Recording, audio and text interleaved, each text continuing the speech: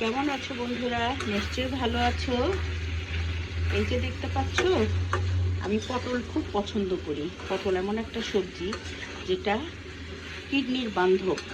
কিডনিকে ভালো রাখার জন্য পটল খুব ভালো একটা সবজি। তোমার ইউরিনের প্রবলেম থাকলে বেশি বেশি পটল খাবে, অনেক উপকার পাবে।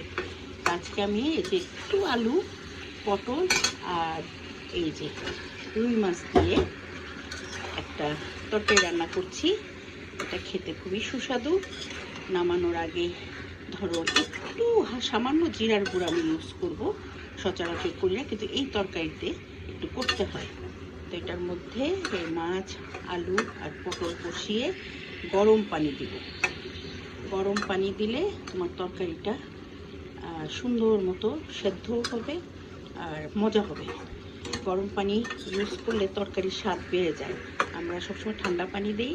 ঠান্ডা পানি দিলে মজা হবে না তা না, তবে গরম পানি দিলে তরকারি আরও ভালো হয়। আমি এখন এই যে গরম পানি নিয়ে আসতেছি, এনে এই যে তোমার দেখো গরম পানি দিচ্ছি। কেটলিতে গরম করে রাখি পানি, তারপরে সেই পানি আমি ইউজ করি। এই যে দেখো গরম পানি দিয়ে দিলাম, দিয়ে একটু ঢাকা দিয়ে দিব। মাছটাকে হালকা কষিয়েছি, এটাতে এত কষানোর দরকার নেই। আমি মাছ ভেজেও রান্না করি, কিন্তু এই ধরনের তরকারিতে একটু কাঁচা মাছ দিয়ে রান্না করলেই বেশি মজা হয়। তো আজকে কাঁচা মাছ দিয়ে রান্না করছি, দেখতে পাচ্ছ। এই যে দেখো কি সুন্দর ইয়ামি একটা লুকস আসছে। কতক্ষণ পরে মাছটাও হলুদ হয়ে যাবে। তারপরে এটা একটু হালকা ঝোল ঝোল থাকবে, বেশি ঝোল না।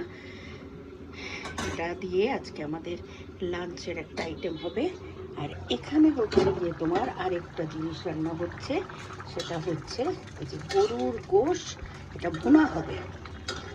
এটা ছোট আলু দিয়ে, আলুকে ছোট ছোট করে কেটে এই যে এরকম করে ভুনা করছি। এটাও আমাদের আজকে দুপুরের টেবিলে থাকবে। তো এরকম করেই রান্না করি, খাই আর তোমাদের সাথে শেয়ার করি। তোমাদের সাথে শেয়ার করার একটাই উদ্দেশ্য, কোনো রান্না শেখানো না। কত রকমের রান্না করে খাওয়া যায় সেগুলো যদি একটু আমরা শেয়ার করি, তাহলে অনেকের কাছ থেকে আমরা অনেক কিছু শিখতে পারি। ভালো থেকো, খোদা হাফেজ।